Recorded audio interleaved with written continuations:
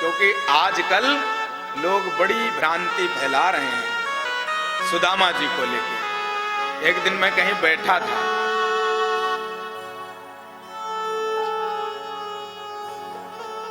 तो एक माता जा रही थी, वो खड़ी हुई अचानक, न जाने क्या बात थी, तो उसने कहा ये भी सुदामा की तरह भिखारी है। अब लोगों को यही ज्ञान नहीं है कि सुदामा कौन है। सुदामा जी कौन है? वेद को तो जानते ही हैं, ब्रह्म को भी जानते हैं। वेद के तो ज्ञाता हैं ही हैं, ब्रह्म के भी ज्ञाता हैं, और ठाकुर जी के मित्र हैं। जो कन्हैया का मित्र हो वो कोई साधारण होगा?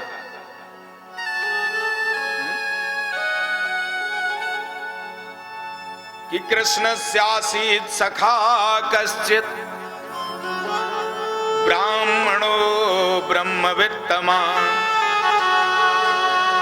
कृष्ण का कोई सखा जो ब्राह्मण है, जो ब्रह्म को जानने वाला है, उनका नाम सुदामा है। कुछ करते नहीं है, भजन करते हैं। इनकी पत्नी है सुशीला, इनके बच्चे हैं, छोटे छोटे बच्चों से भी भजन करवाते हैं। हम लोग सवेरे उठ के स्कूल ढकेल देते हैं, भाग यहां से, स्कूल पहुंच जा। वो सवेरे उठ के भजन करवाते हैं, पहले राम राम कृष्ण कृष्ण भज कृष्ण कृष्ण। हाँ, उनके जीवन में धन नहीं है, क्योंकि उन्होंने एकत्रित नहीं किया, क्योंकि वो जानते हैं कि धन से क्या आता है। इसलिए ब्रह्मवित्तमो ब्रह्मवित्तमा, इसलिए उन्होंने एकत्रित नहीं किया, ब्रह्मवित्तमा है। उनको पता है कि जो कृष्ण नाम का धन है, वास्तव में यही धन रुकने वाला है, और वो धन आ गया तो मद चढ़ जाएगा। इसलिए उस धन को उन्होंने एकत्रित नहीं किया। 5 घरों से भिक्षा मांगते हैं, और बांभन के धन केवल भिक्षा है। ब्राह्मण को भिक्षा मांगने का अधिकार है, ब्राह्मण आपसे मांग सकता है, उसे अधिकार है। और 5 घरों में ही मांगते हैं। 5 घरों में जो कुछ मिल जाए, छठे में नहीं जाते, उसी में अपने परिवार का भरण पोषण करना है। बड़े ध्यान से इस कथा को सुनना। जो सुदामा जी के इस चरित्र को प्रेम पूर्वक श्रवण करता है, उसके जीवन में कभी दरिद्रता नहीं आती है।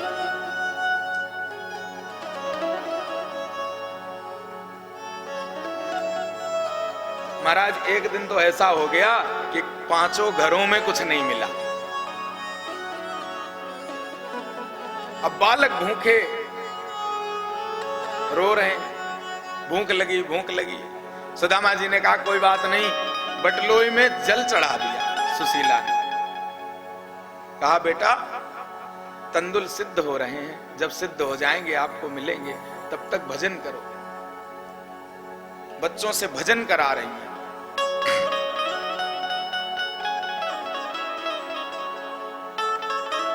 बच्चे भजन करते करते भूखे ही सो गए।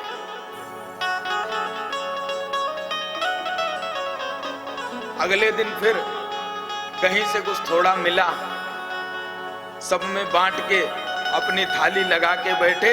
उसी समय द्वार पे किसी गैया ने आवाज लगा दी, अपनी थाली उठा के गौ माता को परोस दी। ये है सुदामा जी, न जाने कितने दिन के भूखे,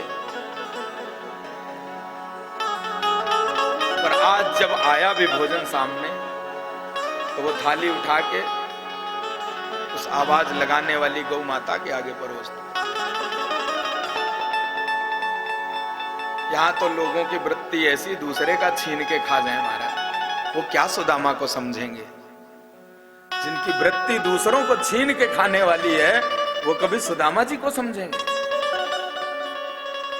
अरे जिस ब्राह्मण का नाम आते ही नेत्रों में अश्रु आ जाते हैं, उसकी लीला याद आते ही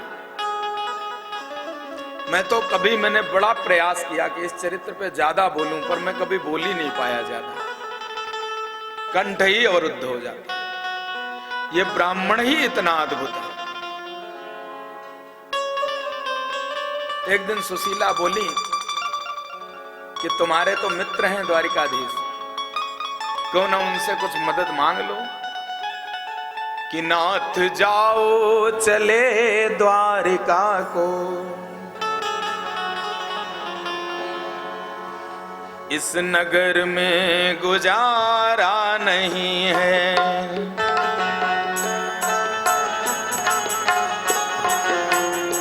इस नगर में गुजारा नहीं है। नाथ जाओ चले द्वारिका को, इस नगर में गुजारा नहीं है। नाथ जाओ द्वारिका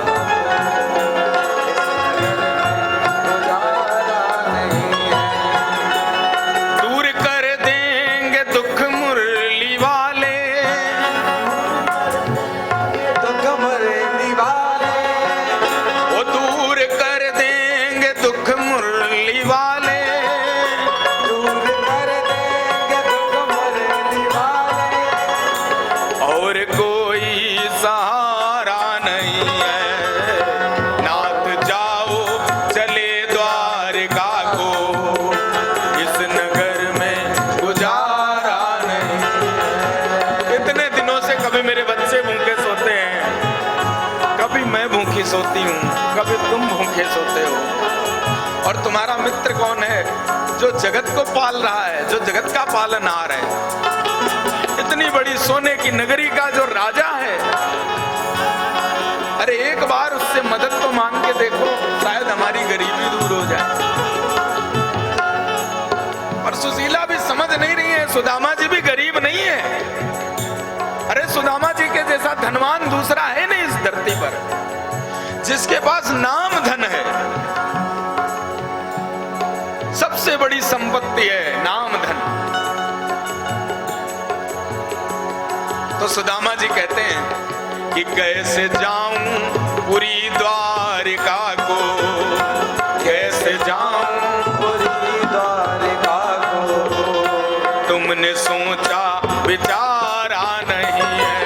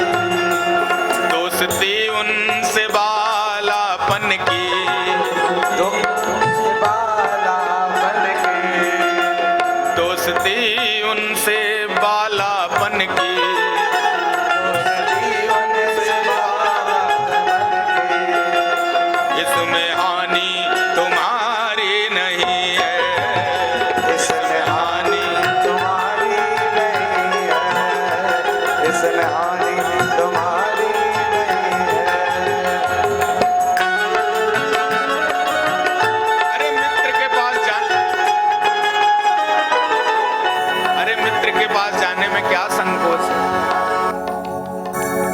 बचपन की दोस्ती है तुम्हारी उनकी। तो सुदामा जी कहते हैं जाने को तो चला जाऊं, वैसे तो मित्र है हमारा, मुझे ऐसा कोई संकोच नहीं है, किंतु अपना हाल ठीक नहीं है, कपड़े भी फटे हैं, शरीर भी क्रस है, उसके सामने जाऊंगा, मुझसे वो बड़ा प्रेम करता है, मुझे इस हालत में देखेगा दुखी हो जाएगा, और मैं अपने मित्र द्वारिकाधीश को दुखी नहीं करना चाहता, मैं उसे दुखी नहीं देख सकता, इसलिए मैं नहीं जा रहा हूं सुशीला।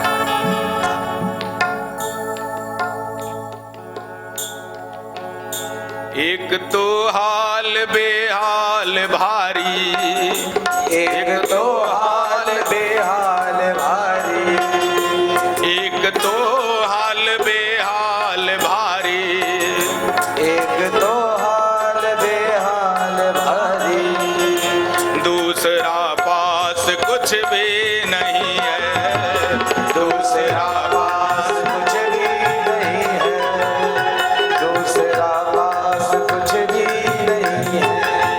वो मित्र के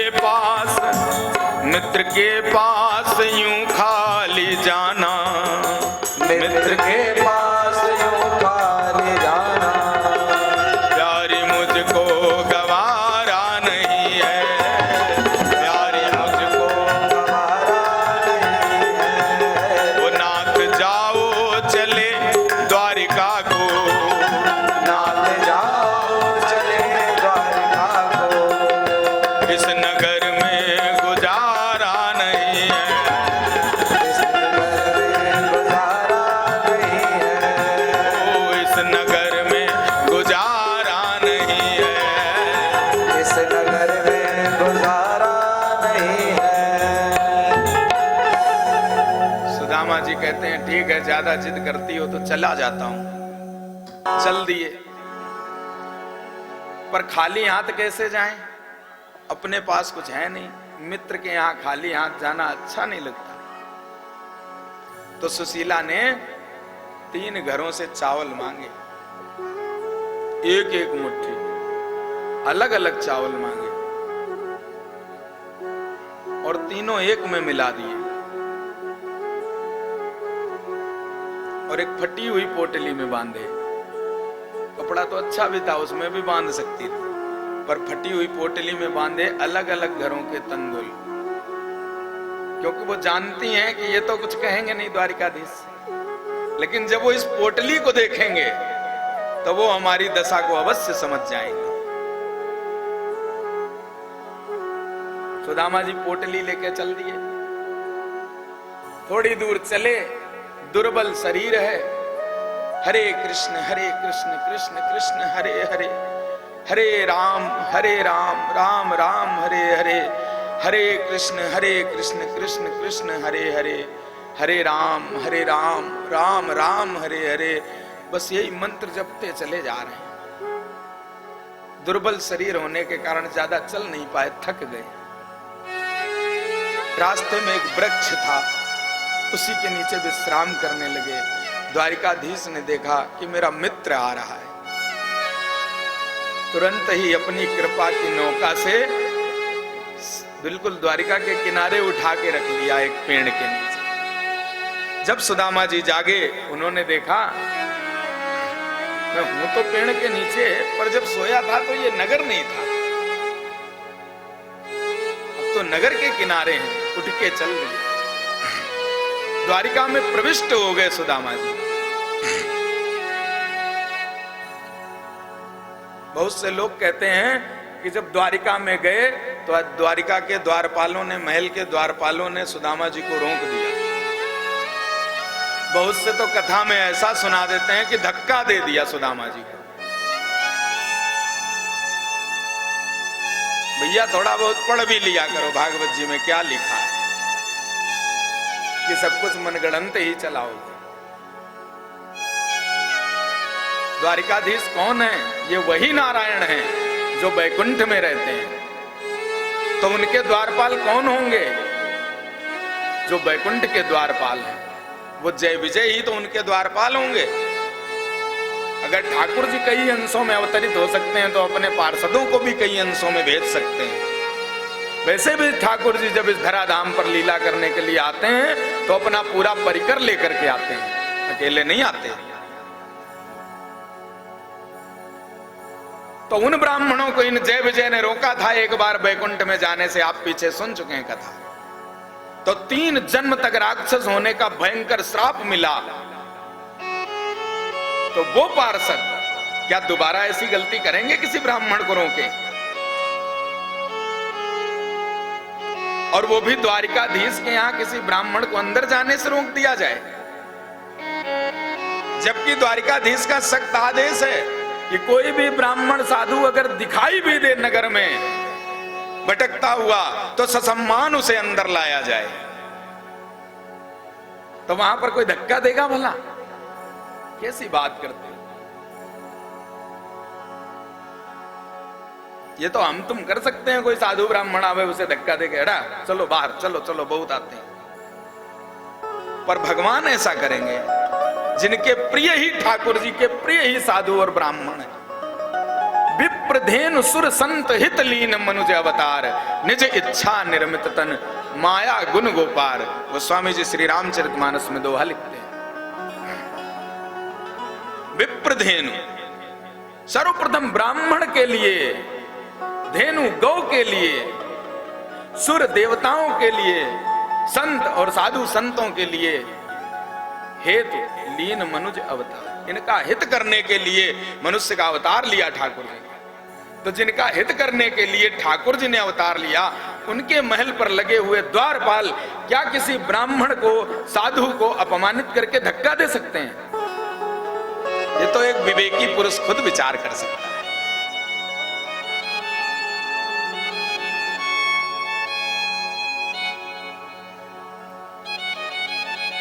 पर देखा जरूर उन द्वारपालों ने, ये है बड़ा विचित्र ब्राह्मण। पर द्वारपाल भी द्वारिकाधीश के हैं, देखते ही समझ गए, पहचान गए कि ये तो कोई अद्भुत तपस्वी ब्राह्मण है। कि जाके शीश पगान झगा तन पे, अरूपाह उपाहन को नहीं सामा, धोती फटी सी लटी दुपटी, प्रभु जान आए बसो के ग्रामा। द्वारिकाधीश से बता रहे हैं कि कोई ब्राह्मण देवता है जिनके शीश पर न कोई पगड़ी है, ना ही कोई तन ढकने के लिए पूरा सजा हुआ वस्त्र है, धोती भी जो है वो भी फटी है। न जाने प्रभु जाने को आही बसो के ग्राम, हे प्रभु न जाने कौन से गांव से पधारे हैं वो ब्राह्मण देव। द्वार खड़ो तुझे दुर्बल एक, रहो चक सो वसुधाभिराम। वो पूछत दीन दयाल को धाम, बतावत आपनु नाम सुदामा, बतावत आपनु नाम सुदामा। जैसे द्वारिकाधीश ने सुना ओहो सुदामा जी आए हैं, दौड़ पड़े, खड़ाऊं भी छोड़ दी। रुक्मिणी जी आई थी, सेवा में खड़ी हुई थी चल के, वो भी सब छोड़ के भाग पड़े। किसी रानी की, किसी सेवक की, किसी सैनिक की कोई जरूरत नहीं, दौड़ पड़े, दौड़ करके गए, सुदामा को गले से लगा लिया।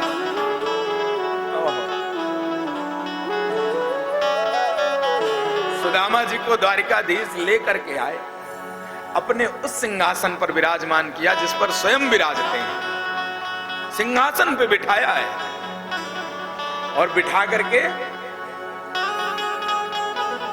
जब तक चरणों को धोने के लिए, पाद प्रक्षालन करने के लिए रुक्मिणी जी जल लेके आवे आवे, तब तक तो महाराज देख सुदामा की दीन दशा, करुणा करके करुणा निधि रोए। पानी परात को हाथ छुयो नहीं, नैनन के जल सो पग धोए। कलश के जल को हाथ भी नहीं लगाया, पानी परात को हाथ छुयो नहीं, हाथ भी नहीं लगाया।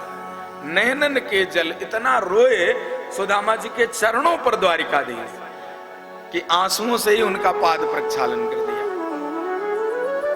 और वो परात उठा के रुक्मिणी को दे दी। आज बहुत अद्भुत ब्राह्मण आया है रुक्मिणी, इसका चरणोदक ले लो।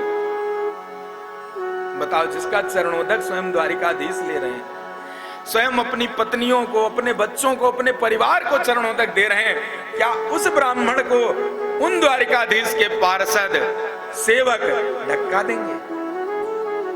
ये तो निर्बुद्धियों की बात है, जिनको पता ही नहीं कि सुदामा कौन है। सुदामा जी गरीब नहीं है। इनके बचपन की एक कथा है, वो कथा भी आधी अधूरी लोगों को पता है, उसी को लेके उड़ते रहते हैं कि उन्होंने तो श्री कृष्ण के हिस्से के चने खा लिए इसलिए वो दरिद्री हो गए। पर चने क्यों खा लिए ये किसको पता है? बताएगा कोई हमें? तुमको कहां से पता होगा? बहुत से विद्वानों को ही पता नहीं है। हमारा जो विद्वान बने घूम रहे हैं, इसको पता है, ये कथा सुनते रहते हैं।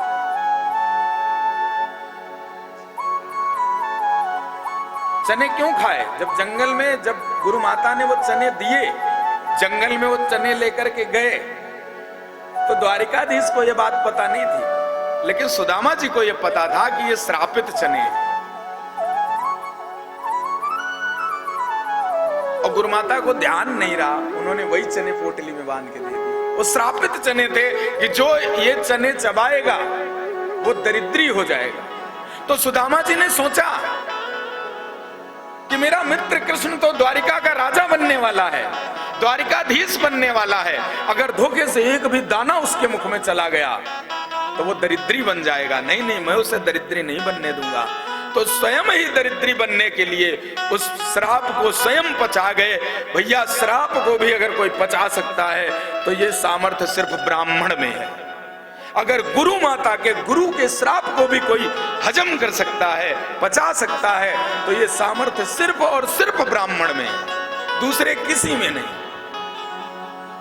ब्राह्मण अद्भुत है इस धरती पर। अगर इन मनुष्यों में सबसे अद्भुत और सबसे प्रिय कोई भगवान को है तो वो ब्राह्मण है। भगवान ने कहा, गोस्वामी जी ने, तुलसीदास जी ने श्री रामचरितमानस में लिखा कि जो भी मैंने सृष्टि बनाई उसमें सबसे अधिक मनुज मोहि भाए। इस पूरी सृष्टि में पशु पक्षी कीड़े मकोड़े सब हैं, मनुष्य भी, लेकिन इन सब में सबसे अधिक मुझे प्रिय मनुष्य हैं। और तिनमह द्विज, इन मनुष्यों में भी मुझे सबसे ज्यादा प्रिय कौन है? द्विज, ब्राह्मण।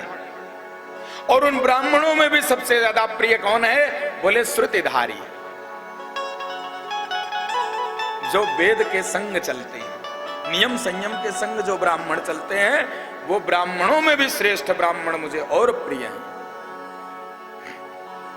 भृगु जी कौन है? ब्राह्मण ही तो हैं, जिन्होंने नारायण वैकुंठ में जाकर, लक्ष्मी जी चरण सेवा कर रही हैं नारायण की, और कुपित हो गए भृगु ब्राह्मण देवता, तो महाराज वहां पर जाकर के नारायण की छाती में लात मारी और लक्ष्मी जी बैठी हुई हैं। और भगवान ने क्या कहा? क्रोधित नहीं हुए, बोले अरे ब्राह्मण देवता, मेरी तो छाती बड़ी कठोर है, मेरा हृदय तो बड़ा कठोर है, पर ब्राह्मणों के चरण तो बड़े कोमल होते हैं, कहीं आपके श्री चरणों में चोट तो नहीं आ गई? और लक्ष्मी जी कुपित हो गई।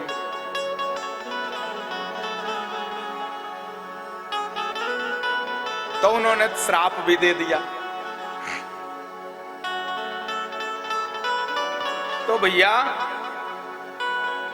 जब तक पूरी कथा न मालूम हो तब तक उस पर टीका टिप्पणी नहीं करना चाहिए। कथा हो या कोई भी बात हो, जब तक पूरी न मालूम हो तब तक टीका टिप्पणी ना करें। तो लोग आजकल इतने विद्वान हो गए, सुदामा जी का उदाहरण देने लगे। तुम किसको सुदामा बना रहे हो? ये दुनिया में तो सब भिखमंगे डोल रहे हैं। अरे हम जैसे क्या, हमसे भी बड़े बड़े जो मूर्धन्य विद्वान हैं, बड़े बड़े संत हैं, वो भी सुदामा जी के चरणों की रज के बराबर भी नहीं है। सुदामा जी वो हैं। ऐसा कौन हो सकता है जो अपने भूखे बालकों को ये कह के बिठा दे कि भैया पानी उबल रहा है और वो बता रहे हैं कि चावल पक रहे हैं, तुम भजन करो। ऐसा कौन हो सकता है? और उसमें वो तो किसी कवि का भाव है कि अरे द्वारपालों कन्हैया से कह दो कि दर पे सुदामा गरीब आ गया है। तो वो किसी कवि का जो भी रहा हो, मुझे नहीं पता वो किसने गाया, वो उसने अच्छा गाया, लेकिन उसका जो पूर्व का भाव जो लोग यहां पर दर्शाते हैं, जो उसकी व्याख्या बताते हैं, वो बहुत गलत है। और इस गलत व्याख्या से गलत संदेश जाता है समाज में। और समाज में इसीलिए मैंने कहा इतनी कथाएं हो रही, इतने मंगल कार्य हो रहे हैं, फिर मंगल क्यों नहीं हो रहा है, अमंगल क्यों हो रहा है? क्योंकि किसी का उद्देश्य सिर्फ कथा से अपनी इच्छा की पूर्तियों की है कि हमारा ये काम बन जाए। किसी का उद्देश्य धन प्राप्ति है कि हम इतना समेट लें। तो इस प्रकार के जिनके उद्देश्य हैं, एक से एक विद्वान ब्राह्मण आज श्रीधाम वृंदावन में अद्भुत कथा करते हैं महाराज, अद्भुत कथा। संगीत एकदम शांत रहता है और जब वो बोलना शुरू करते हैं तो ऐसा प्रतीत होता है मानो स्वयं गुरुदेव सुखदेव जी ही इनकी जिह्वा पर बैठ गए। पर जब वो यहां पर आसीन होते हैं ना, तो वो किसी चीज का लोभ नहीं रखते, तब कथा निकलती है। क्योंकि गोस्वामी जी ने श्री रामचरितमानस में लिखा, सुंदर कांड का दोहा है कि काम क्रोध मद लोभ सब नाथ नरक के पंथ, सब पर हरि रघुबीर भजहु भजहि जय संत। लोभ तो नरक का मार्ग प्रशस्त करता है, इसलिए लोभ नहीं होना चाहिए। जो आया बांट दो। बांटने में जो मस्ती है ना, वो रखने में नहीं है। रखने के बाद तो टेंशन होती है, बांटने के बाद मस्ती होती है, क्योंकि रखने के बाद उस धन की सुरक्षा भी करनी है। मान लो जिस बैंक में जमा किया कहीं वो ही भाग गई, तो वो भी टेंशन ही है। लेकिन जब बांट दिया तो एक हृदय को सांत्वना मिलती है, खुशी मिलती है कि हमने किसी को दे दिया, किसी का काम चलेगा, किसी जरूरतमंद की जरूरत पूरी हो गई।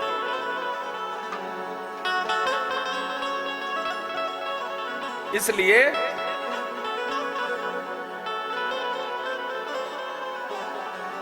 आज तो महाराज सुदामा जी बैठे हैं द्वारिका के सिंहासन पर। ठाकुर जी ने क्षण भर में ही राजा बना दिया। ठाकुर जी का यही तो काम है। एक दिन बादशाह ने फकीर से पूछा, तू बड़ा राम राम जपता है, तेरे राम का क्या काम है, क्या करता है तेरा राम?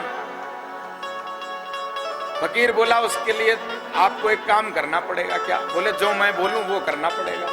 मैं आपको प्रमाण दिखा दूंगा मेरा ठाकुर क्या करता है। बादशाह बोला, ठीक है बताओ। बोला, आप नीचे उतरो सिंहासन से। बादशाह नीचे उतरा, अपना मुकुट मुझे दो। उसने मुकुट पट दे दिया। फकीर मुकुट लगा लिया फकीर ने और बैठ गया सिंहासन पर। और सैनिकों को आदेश दे दिया कि इस बादशाह को हथकड़ी बेड़ियां डाल दो। तुरंत सैनिकों ने हथकड़ी बेड़ियां डाल दी, क्योंकि वर्तमान में जो सिंहासन पर है आदेश तो उसी का चलेगा। क्यों? जिसकी सरकार होती है उसी की तो सत्ता होती है। तो फकीर सिंहासन पे ना, उसने तुरंत आदेश दिया, तुरंत राजा को बंदी बना लिया। बस फकीर ने कहा, यही मेरे ठाकुर का काम है।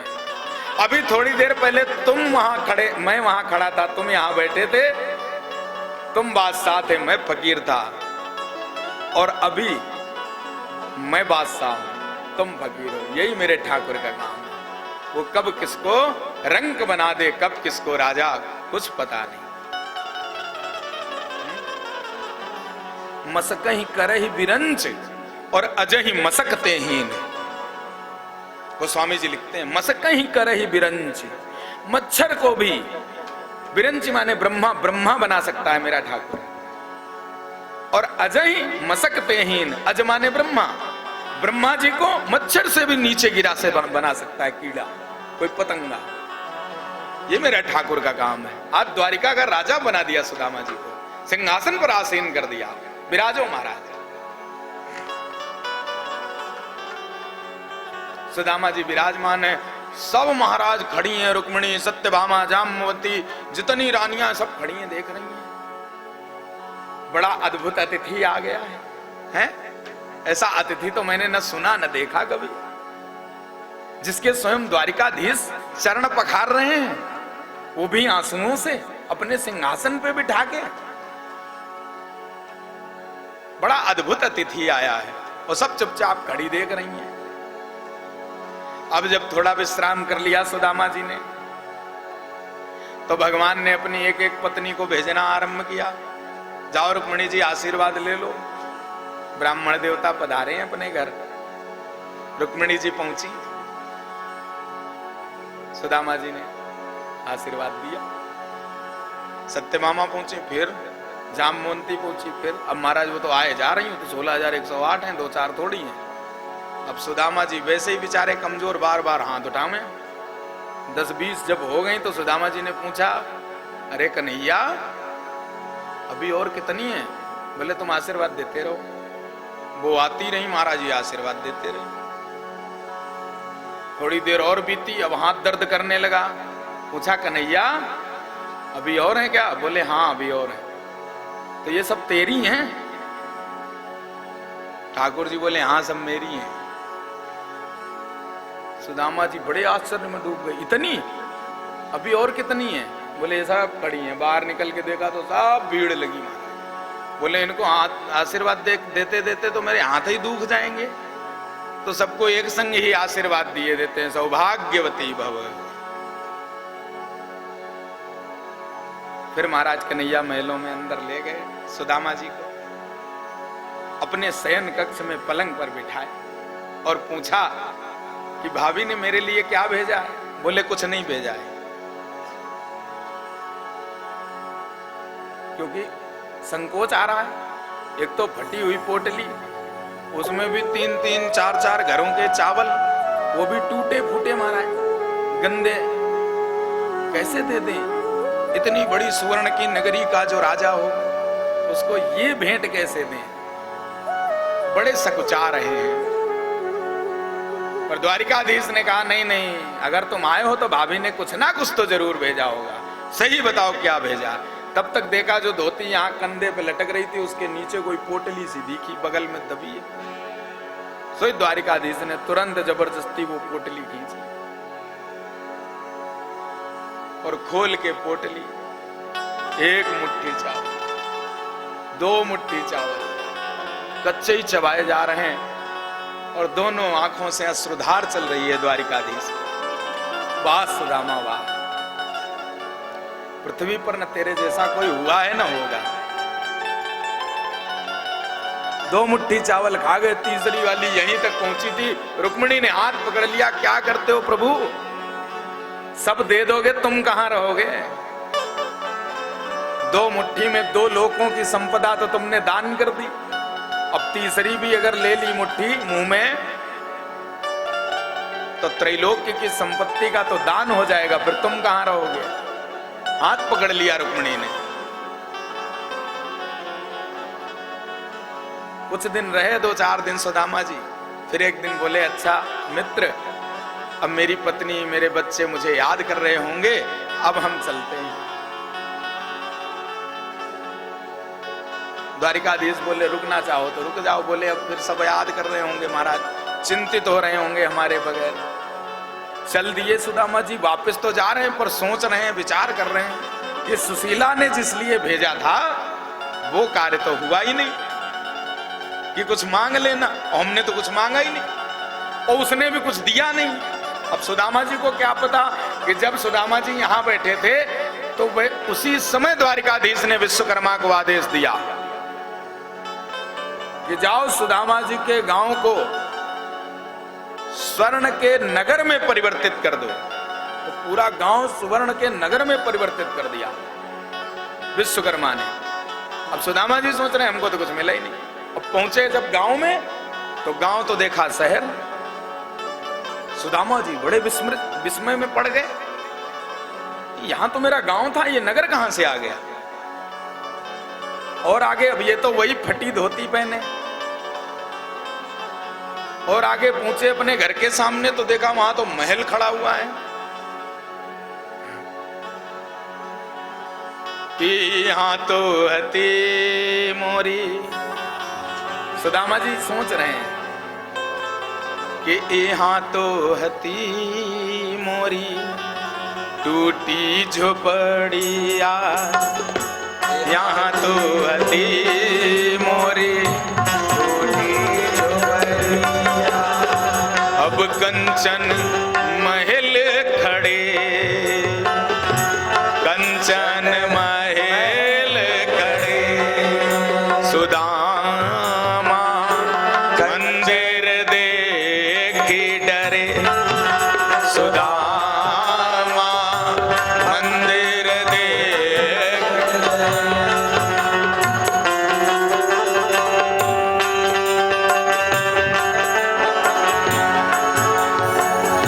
सुदामा मंदिर देख डरे।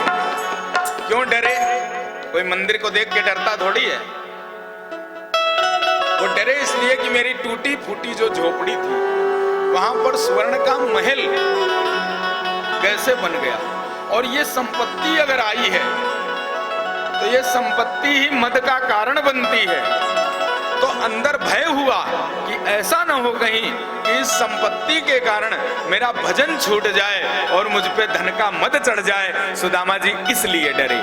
सुदामा मंदिर देखी डरे, सुदामा मंदिर देख डरे, सुदामा मंदिर देख डरे।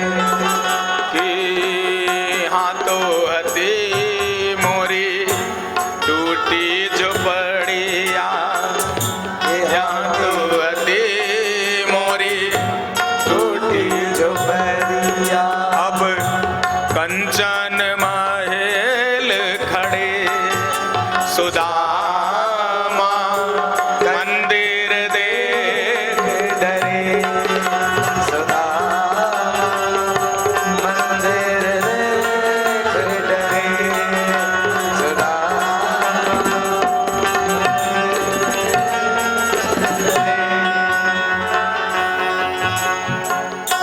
यहाँ तो हतो मेरो तुलसी कुबेरवा, यहाँ तो हतो मेरो तुलसी कुबेरवा।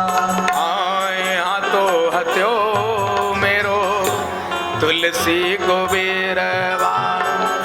यहाँ तो हतो मेरो तुलसी कुबेरवा। अब आम्र रसाल खड़े, सुदामा मंदिर देख डरे, सुदामा मंदिर देख डरे, सुदामा मंदिर देख डरे। सुदामा जी महलों को देखकर चौंक गए।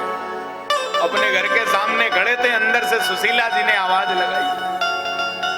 इन्होंने देखा ये इतनी सजी धजी महाराज, इतने अलंकारों से विभूषित, ये कौन मुझे आवाज दे रही है। सोचा पता न जाने कौन है महाराज। सो उल्टे पांव चल दिए वापस। जैसे ही वापस चले सुशीला जी भीतर थे, दौड़ी, अरे स्वामी कहाँ जा रहे हो। जैसे ही सुना स्वामी, ये तो सुशीला की आवाज है। मुड़ करके देखा तो सुशीला खड़ी है। सुदामा जी समझ गए, ओहो उसने बताया नहीं। अरे उसकी कृपा ही ऐसी है जब वो देता है तो पता भी नहीं चलता है, इतना दे देता है और ऐसे दे देता है। हम देते हैं तो चिल्ला चिल्ला के महाराज अनाउंस कर करके ये दिया इतने दिए, पर जब वो देता है तो पता भी नहीं चलता। और इसीलिए उसकी दी हुई वस्तु को उसी के कार्य में लगाना चाहिए। अपने जीवन में उतना ही उपयोग करो जितनी आवश्यकता है, बाकी उसी में लगाओ। और जो ऐसा नहीं करता है तो जब वो फिर लेता है तब भी पता नहीं चलता है कि किधर से गया।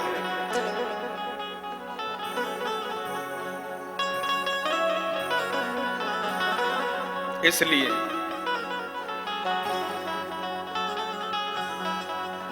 महाराज बहुत ही सुंदर प्रसंग सुदामा जी का आप सबने श्रवण किया।